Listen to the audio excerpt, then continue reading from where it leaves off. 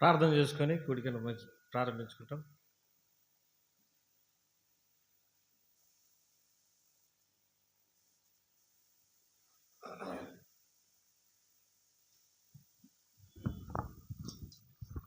ప్రేమగల తండ్రి, దయగల ప్రభ, ఘనమైనటువంటి దేవ, శక్తి కలిగినటువంటి దేవ, మాట తప్పని మారని దేవ, సత్యుడమైన దేవ, నీ ఘనమైన నామమునకు వందనములు స్తోత్రం చెల్లించుకుంటూ నేను స్తుతిస్తూ ఆరాధిస్తూ ఘనపరుస్తుంటున్నాం.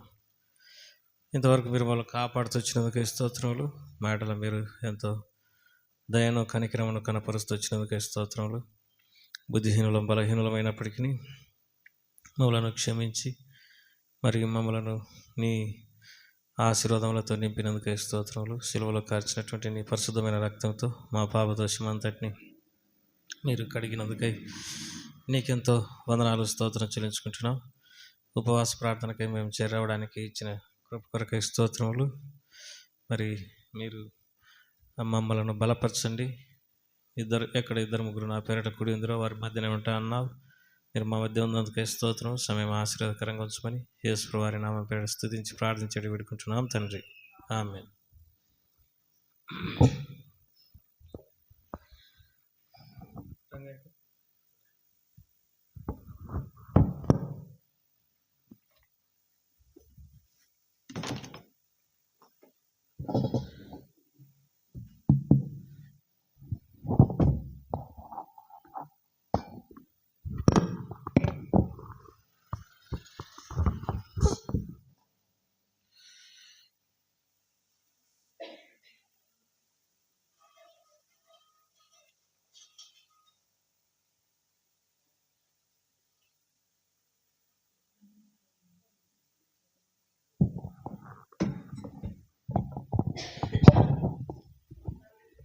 పాట సంఖ్య శివుని గీతాల్లో ఉండి పాట పాడుకుంటాం.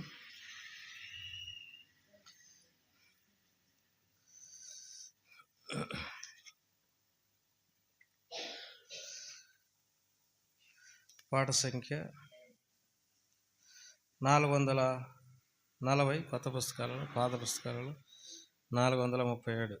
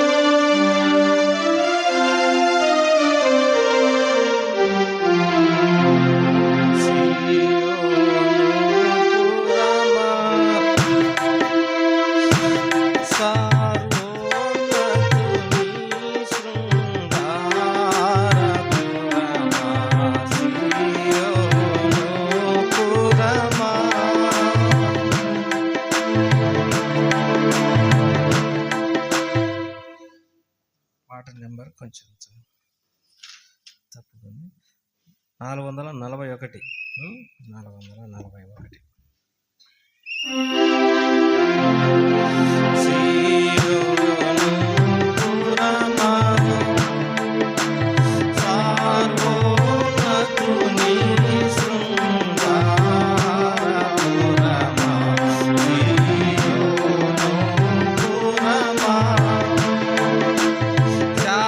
సంకల్పం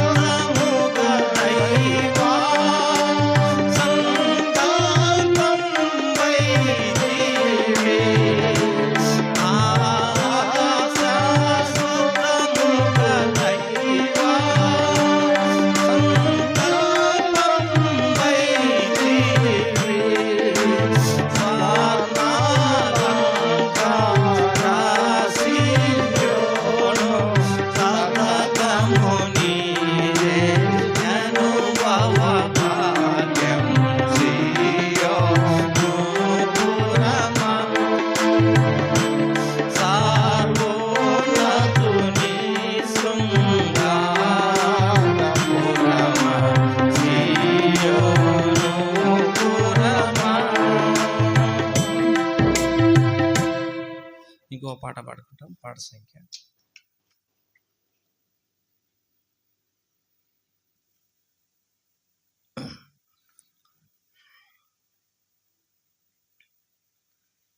466, పాత పుస్తకాలలో 463.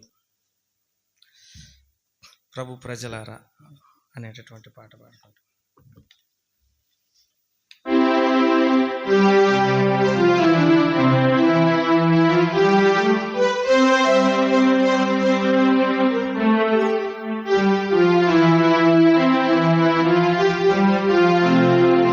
ప్రభు ప్రజలారా భయమున రండి, యాకోబు సంశమ అఖిల జనమా, యెహోవా వెలుగులో నడుతము రండి, యెహోవా వెలుగులో నడుతము రండి. ప్రభు ప్రజలారా భయమున రండి, యాకోబు వంశమా స్వకీయ జనమా, యెహోవా వెలుగులో నడుతము రండి. సంధ్యదినములందు పొంతనలేనట్టి, అంత్యదినములందు పొంతనలేనట్టి, మందిర పార్వత శోభను గాంచగా, మందిర పార్వత శోభను గాంచగా, ఉన్నత పార్వత శిఖరమందుండి మహిమతో ఇమ్మహి వార్తిల్లోను, ఉన్నత పార్వత శిఖరమందుండి మహిమతో ఇమ్మహి వార్తిల్లోను. ప్రభు ప్రజలారా రయమున రండి, యాకోబు వంశమా స్వకీయ జనమా, యెహోవా వెలుగులో నడుతము రండి, యెహోవా వెలుగులో నడుతము రండి. యెహోవా మందిర మందున బోధించు, యెహోవా మందిరమున బోధించు, హిత బోధను విని తన త్రోవ నడువగా, హిత బోధను విని తన త్రోవ నడువగా, యాకోబు దేవుని నివాసమునకు పంక్తులై జనులు పరుగిడి వాతురు, యాకోబు దేవుని నివాసమునకు పంక్తులై జనులు పరుగిడి వాతురు. ప్రభు ప్రజలారా రయమున రండి, యాకోబు వంశమా స్వకీయ జనమా, యెహోవా వెలుగులో నడుతము రండి. యెహోవా వంతు ఆయన జనమే, యెహోవా వంతు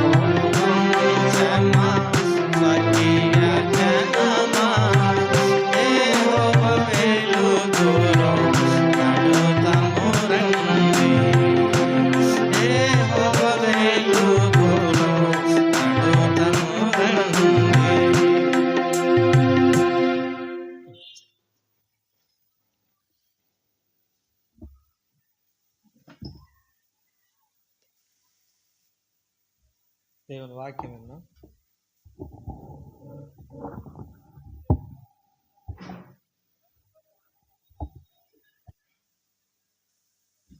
దేవుని వాక్యంలో ఉండి బైబిల్లో ప్రభు ప్రార్థన ఎక్కడ ఉందో చెప్పండి. చిన్న పరీక్ష. Before we are going to listen the word of the God, where is Lord's prayer in the Bible? Which chapter? Good. ఎంత? 11 కాదు. ఎక్కడుంది మత్తయి సువార్తలో ప్రభు ప్రార్థన? 16. వాళ్ళ స్కూల్లో పొద్దున్న లేచే ప్రభు ప్రార్థన చెప్తారు. ఏడుండేది కూడా లేకపోతే ఎట్లా? ఎక్కడుంది చెప్పండి. మత్తయి సువార్త 6వ అధ్యాయం 9, 10, 11, 12, 13, 14, 15 చదువుకుంటాం. ఎట్లా?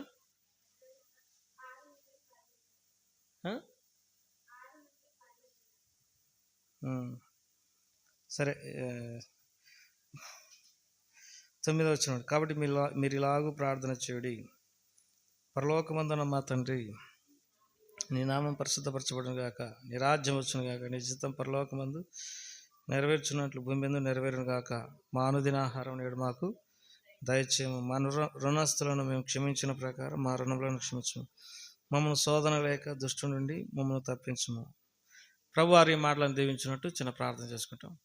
తులసి చెప్పండి.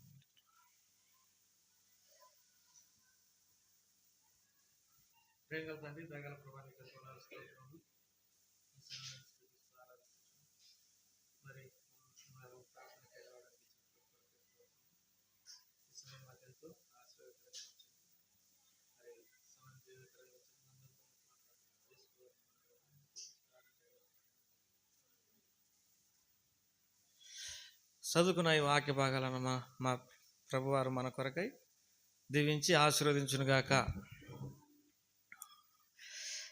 పరలోకమందున్న మా తండ్రి, నీ నామం పరిశుద్ధపరచబడునుగాక. మనం చేయాల్సిన ప్రార్థన.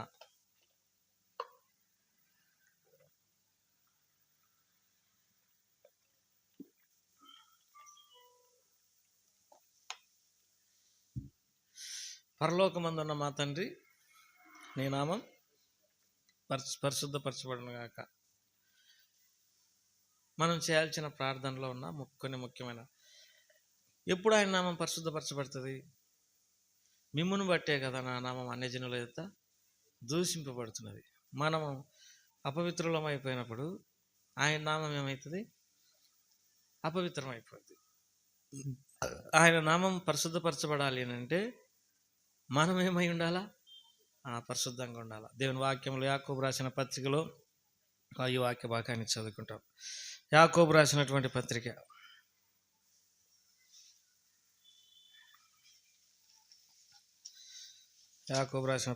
మొదటి అధ్యాయం.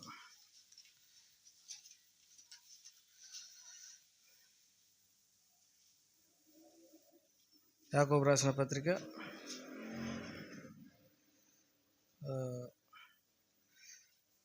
దేవుని వాక్యంలో పేతురు రాసిన పత్రిక, పేతురు రాసిన మొదటి పత్రిక 14, 15 చదువుకుంటాం. నేను పరిశుద్ధులను అయినాను కనుక మీరును పరిశుద్ధులైనడని రాయబడినది. కాగా మీరు విధేయులకు పిల్లలై మీ పూర్వపు అజ్ఞాన దశలో మీకుండిన ఆశలను అనుసరించి ప్రవర్తింపక, మిమ్మల్ని పిలిచినవాడు పరిశుద్ధుడైన ప్రకారం మీరును సమస్త ప్రవర్తన యందు పరిశుద్ధులై ఉండండి. మన సమస్త ప్రవర్తనలో ఎట్లుండాలి? మనం పరిశుద్ధులమై ఉండాలి. మీ పూర్వపు అజ్ఞాన దశలో మీకుండిన ఆశలను అనుసరించక, మనకు జ్ఞానం లేనప్పుడు, when we have no knowledge of the God, దేవుని యొక్క జ్ఞానం మనకు లేనప్పుడు ఏం చేసేవాళ్ళం? మనకున్న ఆశలను అనుసరించి నడిచేటటువంటి వారం. పూర్వపు మీ అజ్ఞానపు దశలో మీకుండిన ఆశలను అనుసరింపక, మీ పరలోకపు తండ్రి పరిశుద్ధుడైన ప్రకారం మీరును మీ సమస్త ప్రవర్తన యందు పరిశుద్ధులై ఉండండి. మరి మాటలలో, తలంపులలో, క్రియలలో, చూపులలో మనం ఎట్లా ఉండాలి? పరిశుద్ధమై ఉండాలి. మనం తలంపులు, మాటలు, చూపులు, నడత వీటన్నిటిలో పరిశుద్ధమై ఉండాలి. ఒకవేళ పరిశుద్ధంగా ఉండకపోతే ఏమవుతుంది? మనం మందిరానికి వచ్చే ఒక ముసలామె పాత సినిమాలు చూస్తుంటుంది, పేరు చెప్పకూడదు. అంటే మళ్ళా దేవుడు అని వస్తుంది. ఇది 2 అందాల జీవితం. అంటే సినిమాలు చూడడం తప్ప కాదా అంటే, బైబిల్ కల్చర్ను మనం ఏం చేసుకోవాలా? అలవాటు చేసుకోవాలి. బైబిల్లో ఉన్న మాటలు, బైబిల్లో ఉన్న వాక్యాలు, బైబిల్లో ఉన్న సంగతులు వీటిని మాత్రమే మనం ఏం చేయాలి? ధ్యానం చేయాలని ఉంది. దుష్టుల ఆలోచన చొప్పున నడవక, పాపుల మార్గాన నిలవక, అపహాసకులు కూర్చున్న చోటును కూర్చుండక, యెహోవా ధర్మశాస్త్రం నందు ఆనందించు దివారాత్రం దాన్ని ధ్యానించువాడు ధన్యుడు. అంటే ఎవరు ధన్యులు అని అంటే, దేవుని వాక్యాన్ని దివారాత్రము ధ్యానించువారు ధన్యుడు. టైం దొరికిన కొలది దేవుని వాక్యాన్ని ధ్యానించాలి, దేవుని పుస్తకాలు చదువుకోవాలి, దేవుని వాక్యం వినాలి. దీని ద్వారా మనం ఆశీర్వదించబడతాం. ఎవరైతే దేవుని వాక్యాన్ని చదువుకుంటారో వాళ్ళు పచ్చగా ఉంటారు, తగిన కాలమందు ఫలం ఇస్తారు అని రాయబడింది. Anybody those who are reading the Bible day and night, those who are meditate the Bible day and night, they are like a tree which is planted by the river side, seasonally they give fruits. ఎవరైతే రోజు Bible చదువుకుంటారో పచ్చగా ఉంటారు, వాళ్ళు తగిన కాలం అందు ఏం చేస్తారు? ఫలం ఇస్తారు. వారు ఎట్లా ఉంటారంటే, సెలయేరు ఒడ్డున నాటబడిన చెట్టు పచ్చగా ఉన్నట్టు వాళ్ళు ఆకువాడక ఉంటారు. అంటే మనకు ముఖ్యంగా ఏం చేయాలి? బైబిల్ చదువుకోవాలి. తర్వాత దేవుని వాక్యంలో ఒక మాట ఉంది. ఏమనిందనంటే, ఏవి రమ్యమైనయో, ఏవి ఖ్యాతిని కలిగించేటటువంటివో ఆ మాట చదువుకుంటాం. ఫిలిప్పీలకు రాసిన పత్రికలో ఈ మాట చదువుకుంటాం.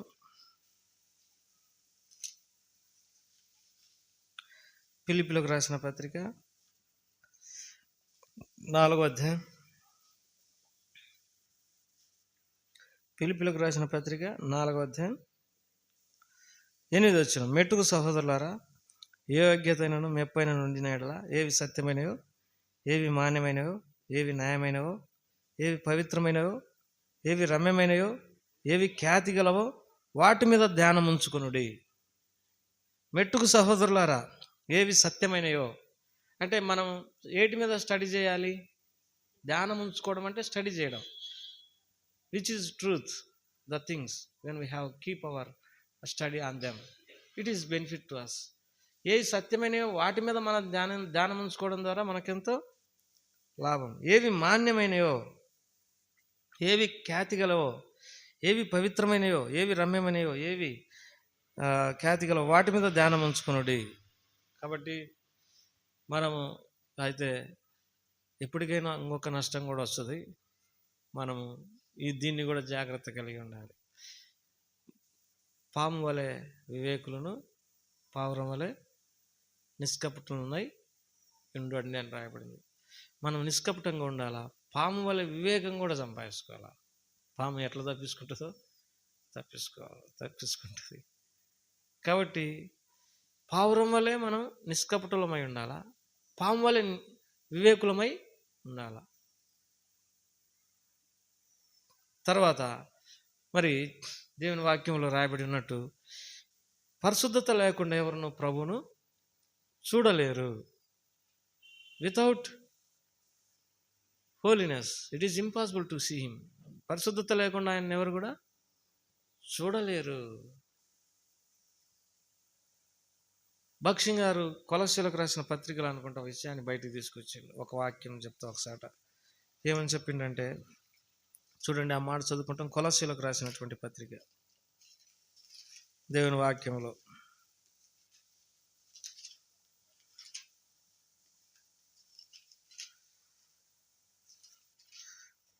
తెస్సలోనికీయులకు రాసిన పత్రిక మొదటి తెస్సలోనియులకు రాసిన పత్రిక 5వ అధ్యాయం 23వ వచనం. సమాధానకర్తయగు దేవుడే మిమ్మును సంపూర్ణంగా పరిశుద్ధపరచునుగాక, మీ ఆత్మయు జీవమును శరీరమును మన ప్రభు అయిన యేసుక్రీస్తు రాకడ యందు నిందారహితముగాను సంపూర్ణంగా ఉన్నట్లు కాపాడబడునుగాక. మనం 3 అంతల పరిశుద్ధత కలిగి ఉండాలని దేవుని వాక్యంలో బోధించు. మన ఆత్మ, మన జీవము, మన శరీరము 3 అంతల పవిత్రత కలిగి ఉండాలి. పరిశుద్ధత, శరీరంలో పరిశుద్ధత ఉండాలి. మన శరీరం ఎట్లా ఉండాలి? పరిశుద్ధంగా ఉండాలి. ఎందుకనంటే మీ దేహము దేవుని వలన మీకు అనుగ్రహించబడింది. ఈ దేహం ఇచ్చింది ఎవరు? దీన్ని ఎట్లా స్నానం చేయాల్సిందే, తర్వాత మంచి బట్టలు కట్టేయాల్సిందే, మంచి తిండి పెట్టాల్సిందే. ఎందుకంటే ఈ దేహము ఎందుకు ఇచ్చినాడు దేవుడు అనంటే, దేహాన్ని దేవుడు ఎందుకు ఇచ్చినాడు అనంటే, యేసుప్రభువారు అన్నాడు, పూర్ణ హోమములు పాప పరిహారార్థ బలులు నీకు ఇష్టమైనవి కావు, నీవు నాకు ఒక శరీరమును అమర్చినావు, దేవా ఇదిగో నీ చిత్తం చేటుకు వచ్చినాను అని అన్నాడు. ఈ దేహాన్ని ఎందుకు కాపాడుకోవాలా? ఇబ్రీలకు రాసిన పత్రిక 10వ అధ్యాయంలో ఈ మాటలు ఉంటాయి. నేను మీరు చేయకున్న మాట. ఈ దేహం ఎందుకు ఇచ్చిండు? ఆయన చిత్తం చేయడానికి ఇచ్చిండు దేవుడు. ఈ కాళ్ళతో సేవ చేయమని, ఈ చేతులతో సేవ చేయమని, భూమి మీద బతికిన కాలంలో ఈ దేహంతో ఆయన చిత్తము నెరవేర్చమని ఇచ్చినాడు దేవుడు. What the reason that God has given to this body. దేవుడు మనకు ఈ శరీరాన్ని ఇవ్వడానికి గల కారణం ఏంటంటే, టు ఫుల్ఫిల్ హిస్ విల్, ఆయన చిత్తాన్ని నెరవేర్చడానికి. If suppose when we are failed to fulfill his will and fulfill our desire, our will, then that time what will be happen to us? మనము దేవుని చిత్తాన్ని నెరవేర్చడానికి బదులుగా మన చిత్తాన్ని నెరవేర్చుకున్నాం అనుకో, యేసుప్రభువారు అన్నాడు, భూమి మీద నాకు చేయుటకు అప్పచెప్పిన పని సంపూర్ణంగా చేసి నేను నిన్ను మహిమపరిచినాను అన్నాడు. యేసుప్రభువారికి దేవుడు అప్పచెప్పిండు పని, ఆ పనిని సంపూర్ణంగా నెరవేర్చినాడు. నాకు అప్పచెప్పిన పనిని నేను సంపూర్ణంగా నెరవేర్చాలి. దేవుని వాక్యంలో ఈ మాట రాయబడింది. యేసుప్రభువారు అన్నాడు, నేను నా ఇష్టం నెరవేర్చుకోవడానికి రాలేదు, నా తండ్రి చిత్తం చేయడానికి వచ్చిన, నా తండ్రి యొక్క చిత్తం చేయడం నాకు ఆహారమును పానీయమునై ఉన్నది అని రాయబడి. చెప్పగలమా? నా సొంత ఇష్టాల కంటే ఆయన చిత్తం చేయడమే నాకెంతో ఇష్టము. దావీదు అంటాడు కీర్తనల గ్రంథంలో, దేవాన్ని చిత్తం చేయటం నాకెంతో సంతోషం అని అంటాడు. కాబట్టి మనము ఆయన ఉద్దేశానుసారంగా, ఆయనకి ఇష్టానుసారంగా నడిచేదానికి బదులుగా మనం ఏమవుతున్నామంటే, మన సొంత ఇష్టాలను నెరవేర్చుకునేటటువంటి వారంగా ఉంటున్నాం. ఈ దేహం ఇచ్చింది మన సొంత ఇష్టాలను నెరవేర్చుకోవడానికి కాదు. ఈ దేహము దేవుడు ఇచ్చిండు కాబట్టి ఈ దేహాన్ని మనం ఏం చేయాలి? పవిత్రంగా ఉంచుకోవాలి. జీవము మనలో ఏముంది? జీవం ఉంది. ఏముంది మనలో? ఏముంది? జీవం ఉంది. మనము అన్నామంటే మనలో ప్రాణం ఉన్నప్పుడే మనం బతికున్నామని అంటారు. ప్రాణం లేకపోతే ఏమవుతాం? చచ్చిపోయినారని అంటారు. మనకు జీవం ఉంది. ఈ జీవం ఎక్కడుంది అంటే రక్తంలో ఉంది. మనకున్న జీవం ఎక్కడుంది? జీవం రక్తంలో ఉంది. దాని ప్రాణం అని అనవచ్చు. మన జీవం కూడా ఎట్టుండాలంటే పవిత్రంగా ఉండాలి. ఈ జీవం ఎప్పుడు అపవిత్రమైపోతుంది అంటే, శరీరం అపవిత్రమైపోయిన అప్పుడు ఆటోమేటిక్గా లోపల ఉన్న జీవం కూడా అపవిత్రమైంది. ఆ జీవం అపవిత్రమైనప్పుడు లోపల ఉన్న ఆత్మ కూడా అపవిత్రమవుతుంది. అయితే మీ ఆత్మ, ప్రాణ, శరీరములు ప్రభు రాకడ వరకు నిందారహితంగా ఉండండి. ఎవరైతే నిజంగా పోరాటమే, ఎందుకంటే మనం పవిత్రంగా ఉండడం అనేది అంత ఈజీ అయిన పని కాదు. ఎంతో జాగ్రత్తగా అడుగడుగున మనము మరి బ్రతకవలసినటువంటి వారం ఎంచున్నాం. అడుగడుగున ఎంతో మన తలంపులు ఎట్లా ఉన్నాయి, మన చూపులు ఎట్లా ఉన్నాయి, మన ప్రవర్తన ఎట్టుంది, మన నడవడిలో ఏమన్నా చెడుతనం కనపడుతుందా, ఎన్నిటిని మనం ఏం చేసుకోవాలా? పరిశీలన చేసుకోవాలి. ఒకవేళ మేము ఎన్ని చేస్తాము ఏమవుతుంది అని అంటే ఆయనతో సంబంధం పోగొట్టుకుంటాం. Whenever we do all these things, ఎప్పుడైతే ఇవన్నీ చేస్తామో we lose our relationship with God. దేవునితో సంబంధం తెగిపోద్ది. Then the time what will be happen? Without God's help it is impossible to live in this world. ప్రభు సహాయం లేకుండా ఈ లోకంలో జీవించడం అనేది చాలా కష్టం. దాన్ని ఏమంటారంటే మరణం అని అంటారు. The wages of sin is the death. పాపం వలన వచ్చు జీతం ఏంటిదనంటే మరణము. Gift of God ever lasting life. దేవుని యొక్క కృపావరం ఏంది? నిత్య జీవం. కాబట్టి పాపం చేసే వ్యక్తులు చచ్చరు. ఎట్లా చచ్చారంటే ముందు ఆత్మలో చచ్చరు, ఆ తర్వాత శరీరంలో కూడా చచ్చరు, ఆ తర్వాత ఇంకెట్లా చచ్చారు అని అంటే నరకంలో చచ్చరు. మూడంతల మరణం. ఒక వ్యక్తి రక్షించబడకపోతే ఆత్మలో చచ్చిపోతాం.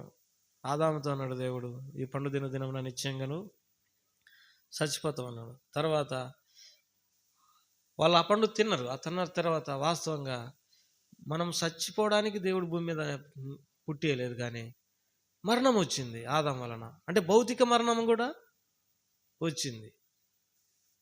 భౌతిక మరణం కూడా వచ్చింది.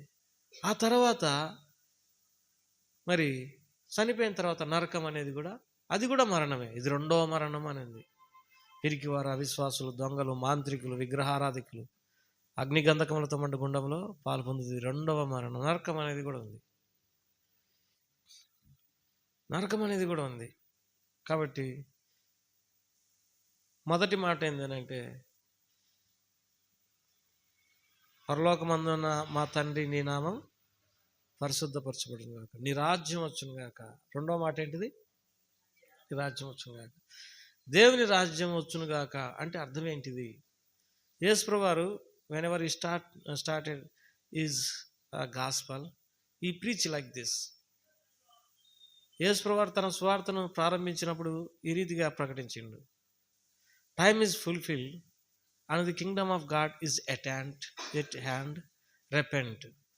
కాలం సంపూర్ణమైనది, దేవుని రాజ్యం సమీపించినది, మారు మనసు పొందండి అని అన్నాడు. అంటే అర్థం ఏంటిది? దేవుని రాజ్యం రెండు రకాలు. ఆయన భూమి మీద తన రాజ్యాన్ని స్థాపించడానికి వచ్చిండు. పరలోక రాజ్యం కూడా ఉంది. భూమి మీద తన రాజ్యం అని అంటే యేసుప్రభువారు అన్న మాట ఏంటంటే the Kingdom of God is at hand. దేవుని రాజ్యం సమీపమైనది. దేవుని రాజ్యం కాలం సంపూర్ణమైనది, దేవుని రాజ్యం సమీపించినది. అంటే అర్థం ఏంటంటే వెనెవర్ ఎప్పుడైతే యేసుప్రభువారు ఏ గ్రామానికి పోయినా అక్కడ ఆ రోగాలను తీసేసిండు, దయ్యాలు పట్టిన వాళ్ళని స్వస్థపరిచిండు. తర్వాత బాధలలో, వేదనలలో ఉన్నటువంటి వారిని, కలవరాలతో ఉన్నవారిని, మొత్తం ఎక్కడ సంతోషం ఉంటుందో అదే కింగ్డమ్ ఆఫ్ గాడ్, దేవుని రాజ్యం. ఇప్పుడు మనకు ఏ రోగాలు లేవనుకో, దేవుని యొక్క సంతోషం, దేవుని యొక్క రాజ్యం అదే. ఏ సమస్యలు లేవనుకో, ఏ కష్టాలు లేవనుకో, ఏ ఇబ్బందులు లేవనుకో, అదే దేవుని రాజ్యం. యేసు వారిని నమ్ముకున్నప్పుడు రోగాలు పోతాయి, కష్టాలు పోతాయి, సమస్యలు పోతాయి. All things are go away from us whenever we keep our beliefness in him. మన కష్టాలు పోతాయి, మన రోగాలు పోతాయి, మన సమస్యలు పోతాయి, మన ఇబ్బందులు పోతాయి, మన కుటుంబాలు బాగుపడతాయి, మనకు శక్తి బలం దొరుకుతుంది. ఇట్లు ప్రపంచ దేశాలు, యేసు ప్రభువుని నమ్ముకున్నటువంటి దేశాలు ఎంత శక్తివంతమైన దేశాలుగా తయారైపోయినాయి.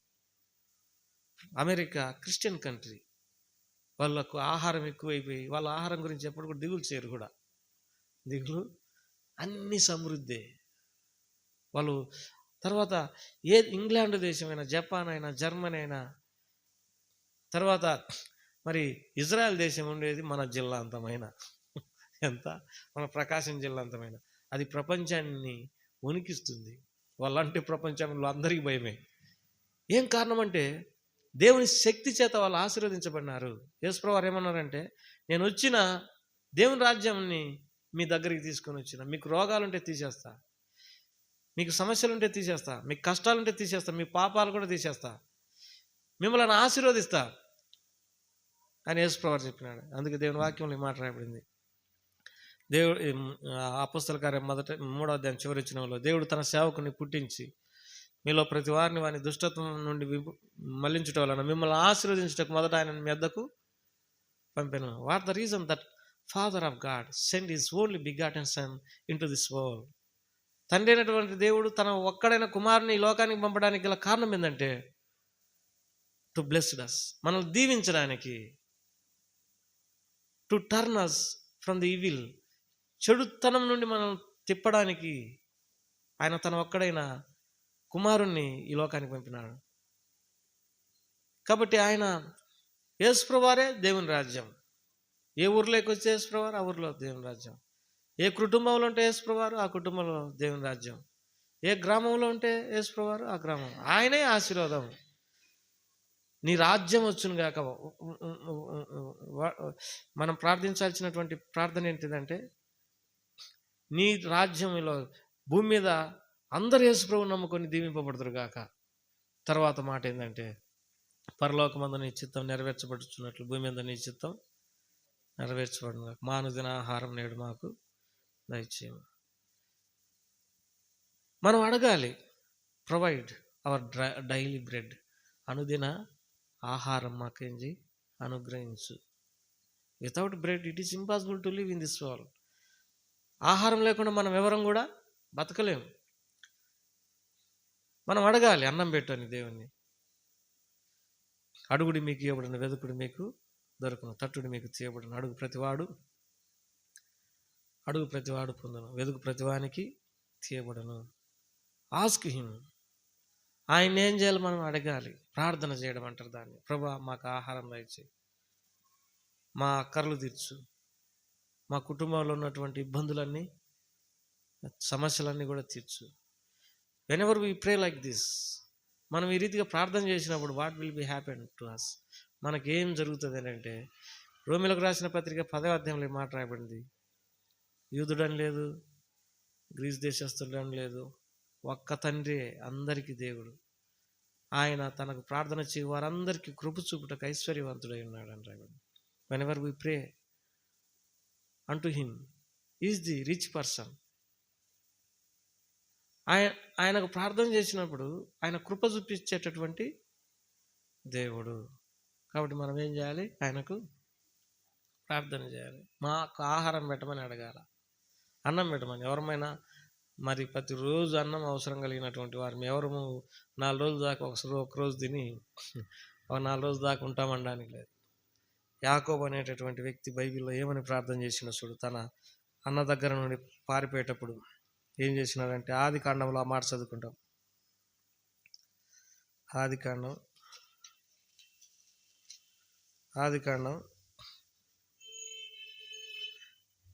28వ అధ్యాయం 20-21. యాకోబు, నేను తిరిగి నా తండ్రింటికి క్షేమంగా వచ్చున్నట్లు దేవుడు నాకు తోడయుండి నేను వెలుచున్న ఈ మార్గంలో నన్ను కాపాడి తినుటకు ఆహారం, ధరించుటకు వస్త్రములను నాకు దయచేసినట్లా యెహోవా నాకు దేవుడైండును.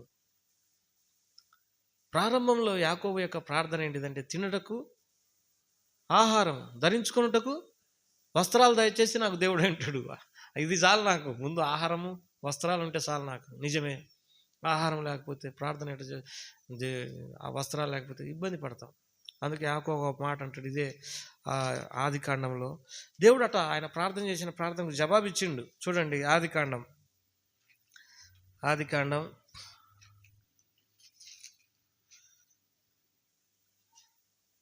48వ అధ్యాయం 16వ వచనం. అనగా సమస్త కీడు 15వ వచనం. 48, ఆది కాండం 48-15. అతడు యోసేపుని దీవించిన పితరులైన అబ్రహాం, ఇస్సాకు ఎవని ఎదుట నడుచుండిరో ఆ దేవుడు, నేను పుట్టినది మొదలుకొని నేటి వరకు ఎవడు నన్ను పోషించినో ఆ దేవుడు, అనగా సమస్తమైన కీడులలో నుండి నన్ను తప్పించిన దూత ఈ పిల్లలను ఆశీర్వదించును గాక. నేను పుట్టినది మొదలుకొని ఇంతవరకు ఎవడు నన్ను పోషించినాడో, పుట్టినది మొదలుకొని ఎవరు పోషిస్తా ఉన్నారంటే ఈ దేవుడే. సమస్తమైన కీడులలో నుండి తప్పించేటటువంటి దేవుడు. అందుకే మనం శోధన లేక దుష్టుడి నుండి తప్పించు. మనం ప్రార్థన చేసుకోకపోతే దుష్టుడు ఏం చేస్తాడంటే ఇతరులలో దూరి మనల్ని శోధిస్తాడు. ఇతరులలో దూరి మనల్ని ఏం చేస్తాడు? భర్తలో చూడవచ్చు, భార్యలో చూడవచ్చు, పిల్లలలో చూడవచ్చు. ఎవరిలో దూరి నిన్ను ఇబ్బంది పెడతాడో నీకు తెలియదు. అలాంటి వాడు. మేము కూడా సంఘం కొరకు ఎంతో ప్రార్థన చేయాలి, సంఘానికి వచ్చే వాళ్ళందరి కొరకు. ఎందుకంటే వాళ్ళలో సైతాన్ దూరిందనుకో మనల్ని ఏం చేస్తారు? ఇబ్బంది పెడతారు. మమ్మల్ని శోధనలోనికి తేక దుష్టు నుండి తప్పించు. ప్రార్థన చేసినప్పుడే మనము రకరకాల. నేను మీకు ఒక మాట చెప్తా. మనమేమంటాం? మనం అందరూ స్త్రీలను స్త్రీలు అంటాం, పురుషులను పురుషులు అంటాం. మన అభిప్రాయము ఇట్లా మనం అనుకున్నప్పటికీ కానీ మనుషులు చాలా వేరు. మంచివారు ఉంటారు, సత్పురుషులు ఉంటారు, ఉన్నతమైన ఆత్మతో నింపబడినటువంటి వ్యక్తులు ఉంటారు. అర్థమవుతుంది కదా? మనుషులలో మంచివారు ఉంటారు. మనం ఇట్లా అర్థం చేసుకోవాలా. ఇటువైపు పురుషులను చూసినప్పుడు ఈ వ్యక్తి మంచివాడా చెడ్డోడా, ఉన్నతమైనటువంటి ఆత్మతో నింపబడి ఉన్నాడా లేదా, సత్పురుషుడా కాదా, దేవుని ఆత్మ ఉందా కాదా అనేది చూసుకోవాలి. స్త్రీలు కూడా సిస్టర్స్ వచ్చింది, ఇప్పుడు మీరందరూ ఉన్నారు, వీళ్ళందరూ సిస్టర్స్, వీళ్ళందరూ దేవుని నమ్ముకున్న వాళ్ళు, దేవుని బిడ్డలు అనడానికి వీలు లేదు. మరి ఎట్లా చెప్పగలమని బైబిల్ ఒక మాట ఉంది. ఎస్తేరు గురించి దేవుని వాక్యంలో ఒక మాట రాయడం ఏమనిందని అంటే, ఆమెను చూసిన వారందరికీ ఆమె ఎడల దయ పుట్టిందంట. ఒక వ్యక్తికి మన మీద ఎప్పుడు దయ పుడుతుందని అంటే, మనలో అనేకమైనటువంటి మంచి లక్షణాలు ఉన్నప్పుడు మాత్రమే దయ పుడుతుంది. దయ ఎప్పుడు పుడుతుంది మన మీద అందరికీ అంటే, దేవుని దయ మనుషుల మీద ఎప్పుడు పుడుతుందంట, ఇజ్రాయేలు శుద్ధ హృదయుల ఎడల యెహోవా దయాళుడై ఉన్నాడు. ఎవరిలో శుద్ధ హృదయం ఉంటే దేవుడు ఏం చేస్తాడు, దయ చూపుతాడు. మనుషులు కూడా శుద్ధ హృదయం ఉన్నప్పుడు దయ చూపుతారు. శుద్ధ హృదయం ఉన్నదనుకో దయ చూపుతారు. ఎస్తేరు గురించి రాబడిన మాట ఏంటిది, ఆమెను చూసిన వారందరికీ ఆమె ఎడల దయ పుట్టింది. ఆ మాట చదువుకుందామా? అయిపోయిందిలే, ముగిచ్చేస్తా. చూడండి, ఎస్తేరు గ్రంథం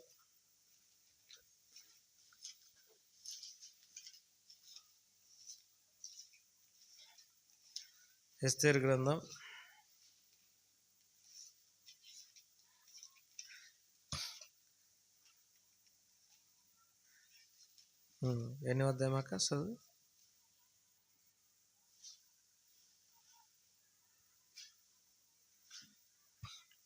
నాకు లేకపోతే 15వ వచనం చివరి భాగంలో ఉంది అక్క.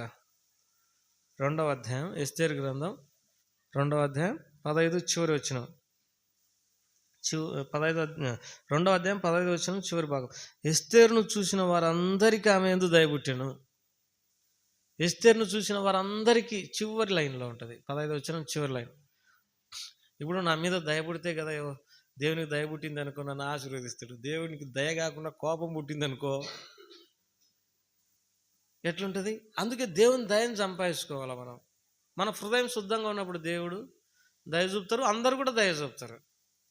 తర్వాత 17వ వచనంలో, ఎస్తేరును ప్రేమించిన నగరంలోనికి అతని యొద్దకు పోగా స్త్రీలందరికంటే రాజు ఎస్తేరును ప్రేమించెను, కన్యకలందరికంటే ఆమె అతని వలన దయాదాక్షిణ్యములు పొందెను. రాజు అందరికంటే ఎస్తేరును ప్రేమించినాడు. మా ఊర్లో ఒకడు ఉన్నాడు, పేరు చెప్పొద్దులే, మందిరానికి రాడు, మా ఊర్లో మన మందిరానికి రాడు. పరీక్ష చదువు సరిగా రాదు. 10వ తరగతి పరీక్షకు ఒక హాల్లో ఆ పిల్లోడిని కూర్చున్నాడు. అందరు ఆడపిల్లలే ఉండరంట. ఎవరు చూపెట్టడంలే, ఈ అబ్బాయి ఒక్కడే ఉన్నాడు, అందరు ఆడవాళ్ళు ఉండరు, ఆడపిల్లలు. ఎవరు ఒక్కతి నన్ను ప్రేమించదు, ఎట్ట ప్రేమిస్తారా, ఏముందని నీ కాడ. దేవుడు మనల్ని ప్రేమించాలంటే ఏం చేస్తారు, శుద్ధ హృదయం చూస్తారు. అర్థమవుతుంది కదా?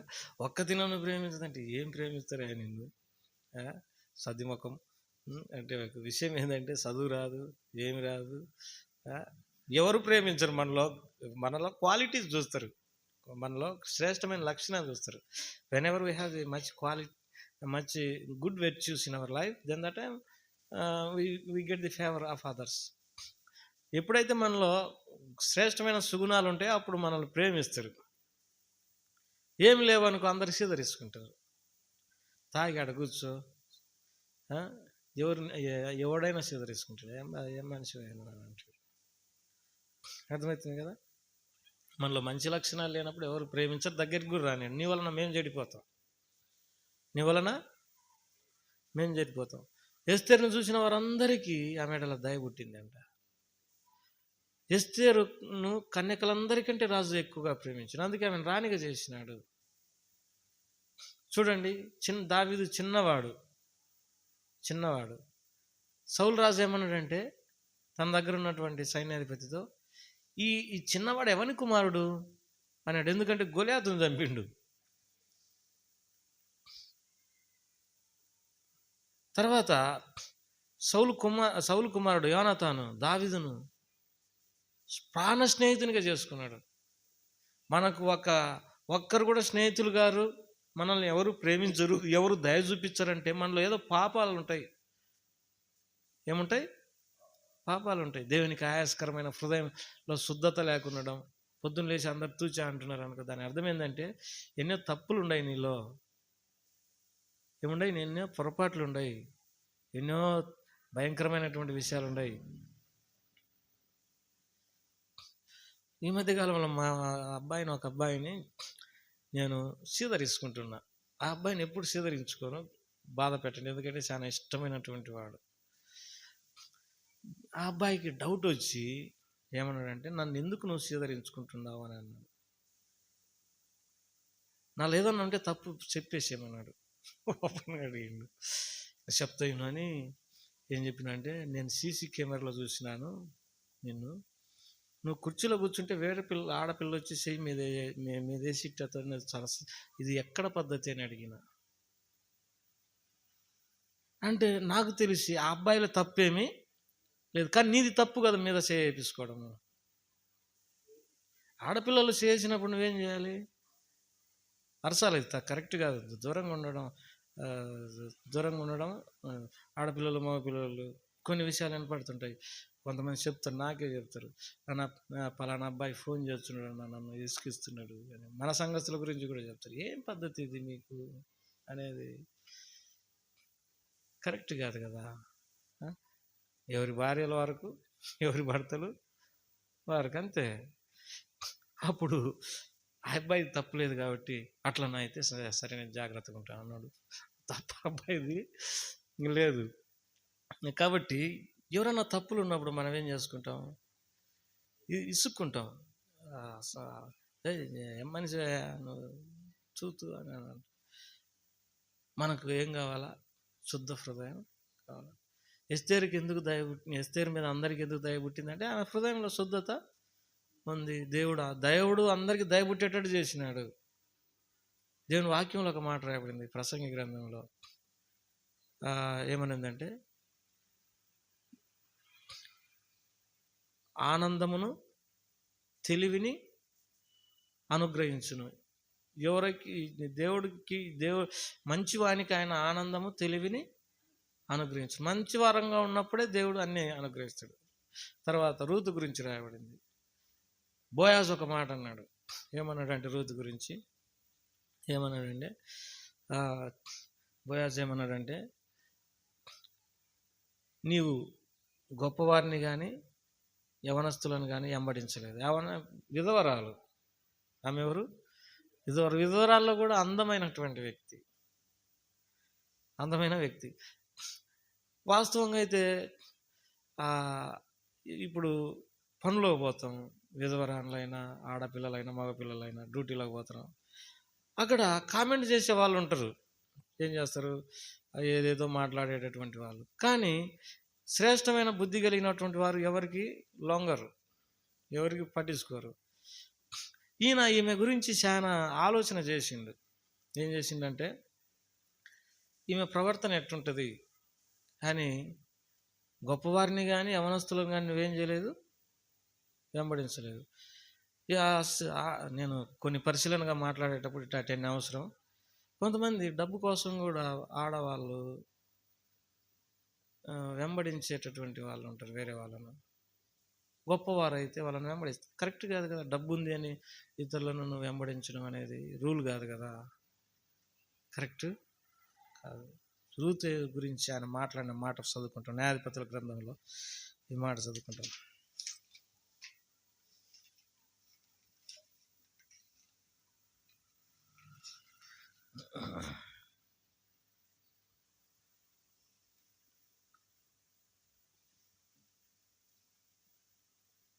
రూతు గ్రంథం 3వ అధ్యాయం 10వ వచనం. నా కుమారి, యెహోవా చేత నువ్వు దీవెన నొందిన దాని కొద్ది వారినే కానీ గొప్పవారినే కానీ యవనస్తులను నువ్వు వెంబడింపక ఉండుట వలన నీ మునుపటి సత్ప్రవర్తన కంటే వెనకటి సత్ప్రవర్తన మరీ ఎక్కువైంది. కొద్దివారు కానీ గొప్పవారు కానీ యవనస్తులను నువ్వేం చేయలేదు, వెంబడించలేదు. మునుపటి ప్రవర్తన కంటే వెనకటి ప్రవర్తన ఎక్కువైపోయింది. గమనిస్తారు, ఈ అమ్మాయి ఏం చేస్తుంటుంది, ఎవరితో మాట్లాడుతుంది, ఎవరితో ఫోన్ మాట్లాడుతుంది, ఎవరికి ఫోన్ చేస్తుంది అన్నీ గమనిస్తూ ఉంటారు. అట్లే ఈయన గమనించిండు పెద్దోడు. ఎవరు? బ్రదర్. ఈ వ్యక్తి ఎంత పెద్దోడు అంటే 2వ అధ్యాయం 1వ వచనంలో చాలా ఆస్తిపరుడు, నయోమి పెనిమిటికి బంధుడు ఒకడు, అతడు చాలా ఆస్తిపరుడు. ఎలాంటి వాడంట? చాలా ఆస్తిపరుడు, ధనవంతుడు. ఈయన అన్ని గమనించి ఏం చేసిండంటే సెలక్షన్లో ఆమె నిలబెట్టేసిండు. ఇంకొక మాట అంటాడు, ఏమంటాడంటే, నువ్వు యెహోవా వలన దీవెన నొందినా దాని దేవుని దీవెన కూడా నీ మీద ఉంది.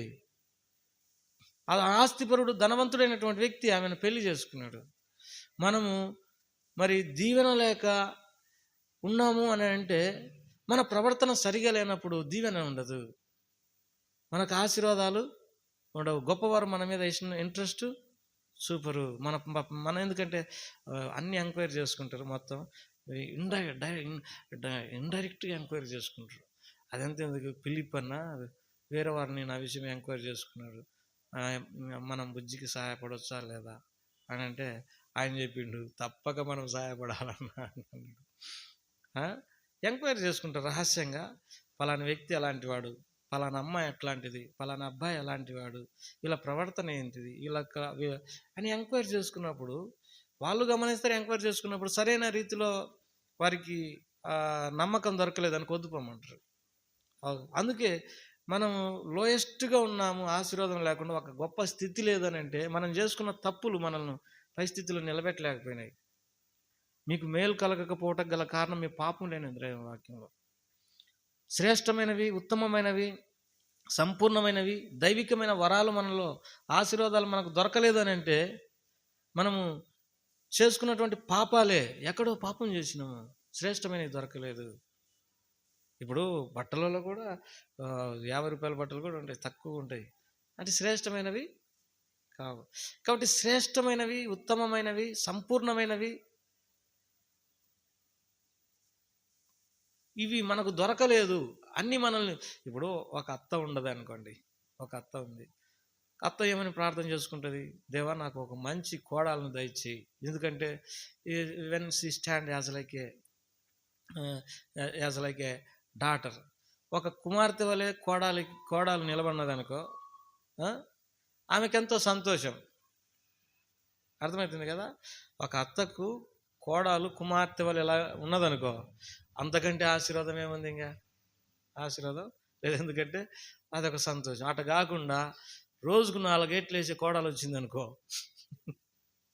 నేను ఎప్పుడు పాపం చేసుకున్నారా నాయన, ఈ బాధ ఏంది, నాకు టీ లేదు, నీళ్ళు లేదు, అన్నం పెట్టదు, టిఫిన్ పెట్టదు, నన్ను ఇసుకిచ్చది, చివరికి నన్నే పని చేయించింది అంటే ఇదంతా నీ కర్మఫలం అంటారు. ఏ ఫలము? కర్మఫలం. చేసుకున్నవి ఎన్నో పొరపాటు. ఇక్కడ నయోమికి మంచి కోడలు దొరికింది. ఎవరనంటే రూతు. ఎట్లా దొరికింది అని అంటే పశ్చాత్తాపం అన్నది, తను చేసిన పాపంలో దేవుడు న్యాయస్థుడని ఒప్పుకున్నది, దేవుని కృతజ్ఞతాస్తుతులు చెల్లించింది. నేనే పాపం చేసినాను, నీవైతే న్యాయస్థుడవే, నీకు నేను కృతజ్ఞత చెల్లిస్తుంటున్నాను, తప్పు నాది, నీది కాదు దేవా.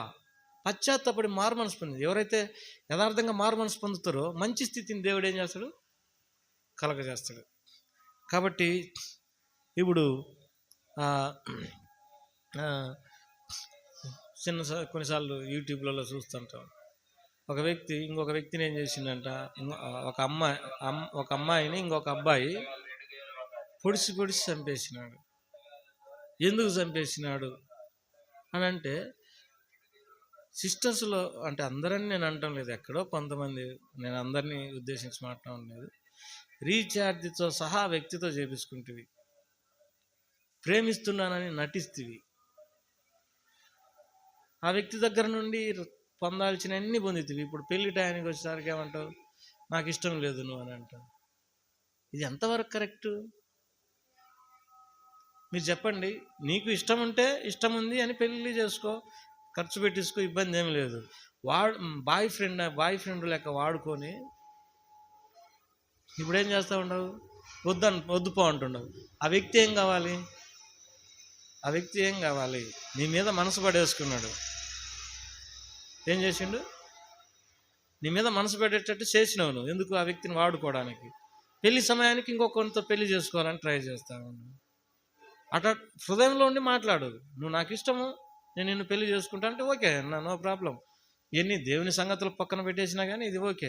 కానీ ఒక వ్యక్తిని ప్రేమిస్తున్నట్టు నటించి ఇంకొక వ్యక్తిని పెళ్లి చేసుకుంటే ఏ బాలుడు అయినా ఏ వనస్తుడైనా తట్టుకోగలడా? అది కరెక్ట్ కాదు. కాబట్టి రూత్ అలాంటి వ్యక్తి కాదు.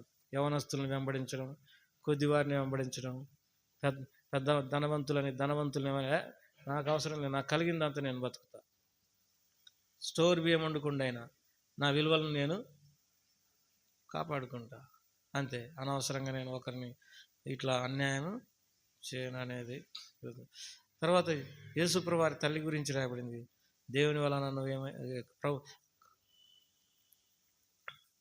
దయాప్రాప్తురాల, దేవుని వలన నువ్వు కృపను పొంది రావాలని. మనం స్త్రీలే. ఆశీర్వదించబడిన వాళ్ళు వేరు, ఆశీర్వాదం లేనటువంటి వాళ్ళు. దేవుని ఆశీర్వాదం మనలో ఉండదో లేదో చూసుకోవడం అనేది. ఒకవేళ పొరపాట్లు ఉంటే నన్ను రక్తంతో కడుగు. నేను ఒక మంచి స్త్రీగా, మంచి పురుషునిగా తయారు కావాలని అనుకుంటుండే. ఏమైనా పొరపాట్లు ఉన్నాయని ఒప్పుకుంటా, క్షమాపణ కోరుకుని ప్రార్థన చేసుకుందాం.